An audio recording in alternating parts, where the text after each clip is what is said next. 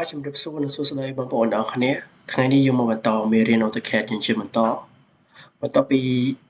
វីដេអូមុនយើងបានសិក្សានៅ comment មួយចំនួនរួចមកថ្ងៃនេះយើងបន្តការប្រើប្រាស់ comment យើងជាបន្តទៀតថ្ងៃនេះដែរយើងនឹងប្រើប្រាស់ comment ក្នុងការគូសជាមួយនឹងចតុកោណកែងឬក៏ការ៉េអញ្ចឹងដើម្បីអាចគូសចតុកោណកែងឬក៏ការ៉េបានដំបូងយើងអាចវាយ comment នៅខាងក្រោមនេះ RAC នោះវានឹងចេញ rectangular នៅខាងក្រោមនេះឬក៏យើងចុចនៅលើ toolbar របស់យើងនៅខាងលើអញ្ចឹងយើងចុចនៅ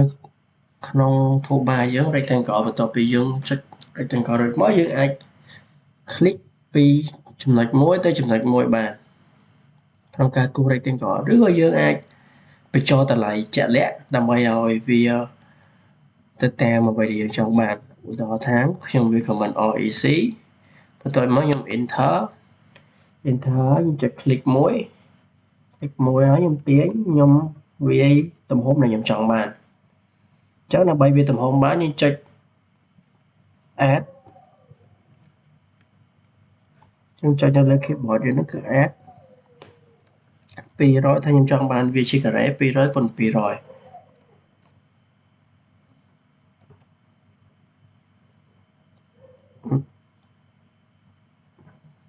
នៅខាងក្រោមនេះចឹងយើងគ្រាន់តែ enter វាមកធ្វើមកបាន200 × 200បន្ទាប់មកខ្ញុំ enter នោះខ្ញុំទទួលបាននៅ object រាងការ៉េរបស់ខ្ញុំអញ្ចឹងយើងមើលថាឃើញថាXនេះគឺវាទៅជួយយើងមែនតើអញ្ចឹងចំពោះវីដេអូមុនខ្ញុំក៏បានប្រាប់ដែរដើម្បី log ពីឲ្យនៅស្ងៀមអញ្ចឹងយើងវា command U C S icon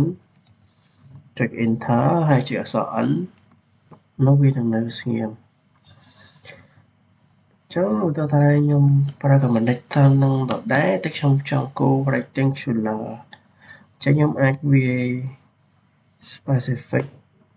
dimension វាគឺ200 × 300ចឹងនោះយើងនឹងទទួលបានចតុកោណកែងចង់បានបន្ទាប់មកនៅក្នុង command rectangular នឹងការគូស rectangle នឹងទៀតសោតយើងក៏អាច flip វាមានថាយើងក៏អាចប៉ិតចុងប៉ិតកែមសំទោសប៉ិតកែមចឹងដើម្បីយើងប៉ិតកែមបានយើងចុចនៅលើពាក្យថា Flip នេះចុច Flip ហើយយើងឧទាហរណ៍ខ្ញុំចង់ប៉ិតកែមនឹងចំនួន20ហើយខ្ញុំ enter ហើយខ្ញុំ click មួយចំណុចនៅលើផ្ទាំងរបស់យើងហើយយើងទាញមកនោះវានឹងចេញកែមវារាងប៉ិតជាវាប៉ិតកែមជារាងកោង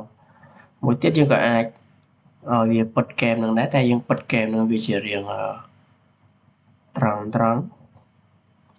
ចឹងយើងវាយ comment នឹងrectangleហើយយើងវាយអក្សរ C ឬក៏គេហៅ chamfer ហ្នឹងហើយយើងចុចវាយ specific data ដែលយើងចង់យកហើយខ្ញុំវាយ20ហើយខ្ញុំទាញមកខ្ញុំ click specific point ចុច20ទៀតហើយខ្ញុំ click specific point នោះវានឹងទទួលបាននៅចតុកោណកែងរបស់យើងដែលវាប៉ិតកែមជ្រុង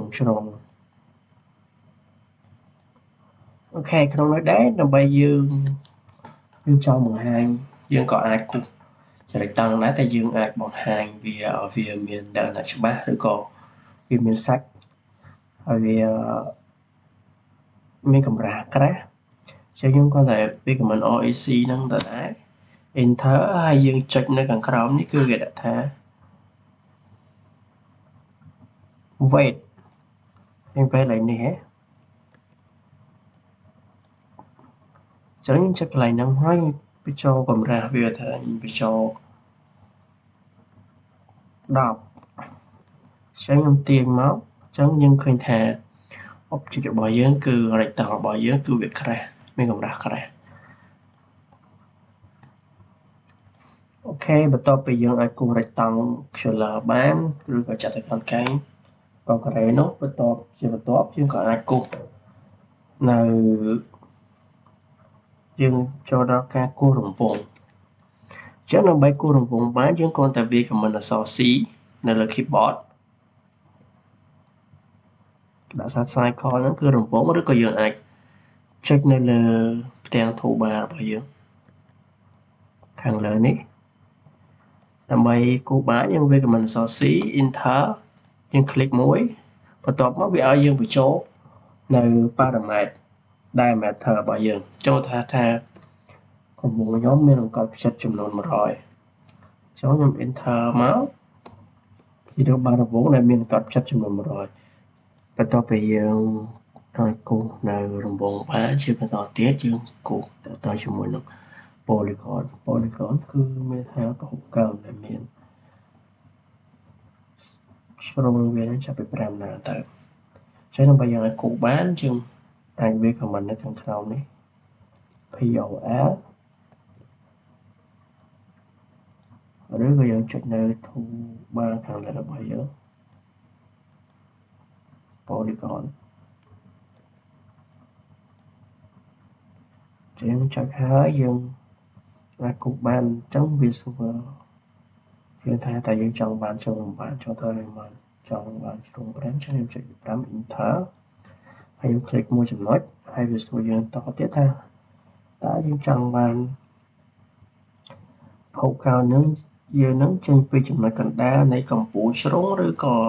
ចេញពីពាក់កណ្ដាលនៃកម្ពូលជ្រុងអញ្ចឹងមានថា inscript inside core នេះគឺមានថាចំណុចកណ្ដាលចេញទៅដល់កម្ពូលជ្រុងឧទាហរណ៍ខ្ញុំចុច inscript ចឹងមានថាយើងអាចមើលឃើញនៅលើ drawing របស់យើងគឺកាំរបស់វាគឺវាយកចេញពីចំណុចកណ្ដាលទៅនឹងជ្រុងកែងរបស់ polygon យើងប៉ុន្តែបើខ្ញុំយកវាជា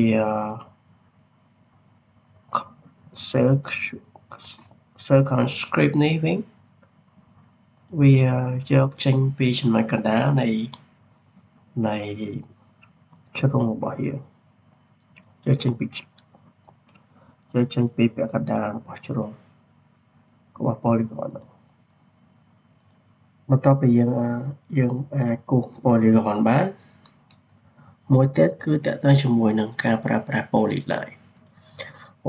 គឺមានថាជា line ដែលយើងអាចគូសបន្តរហូតឧទាហរណ៍ថាបើយើងប្រើប្រាស់ command line ធម្មតាយើងអក្សរ I យើងគូសបានតែមួយកាច់ពីរកាច់ចឹងមានថា object យើងផ្សេងគ្នាតែចំពោះ polyline គឺ object ទៅតែមួយតែម្ដងហើយយើងអាចគូសយើងអាចផ្លាស់ប្ដូរវាពី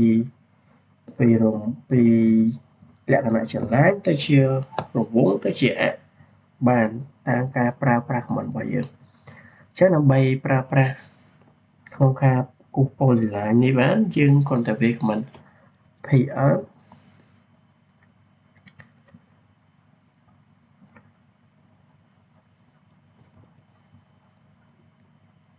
នៅខាងក្រោមនេះគេដាក់ P line ហ្នឹងឬក៏យើងអាចចុចនៅខាងលើគេដាក់ថា polyline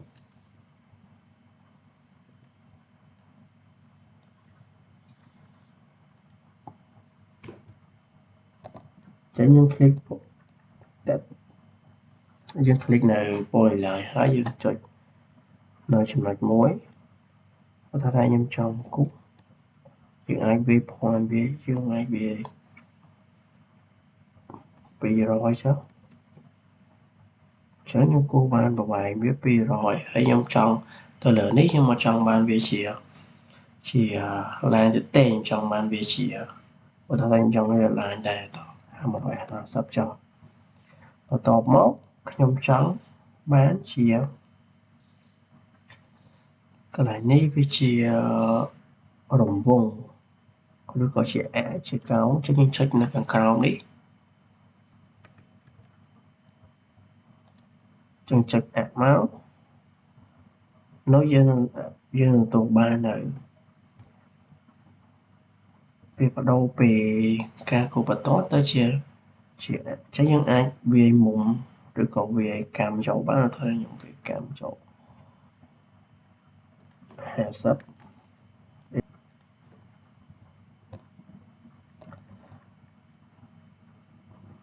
នោះយើងទទួលបាននៅ object ដែលយើងចង់បានទៅតាមរូបរាងហើយ object នោះគឺវាជា object តែមួយបើយើងគូស line មានថា line យើងជា object ពីរផ្សេងគ្នាដាច់គ្នាប៉ុន្តែចំពោះ polyline គឺវាជាប់គ្នាជា object តែមួយតែម្ដងបាទអរគុណអ្នកទាំងអស់គ្នាជួបគ្នានៅវីដេអូបន្ត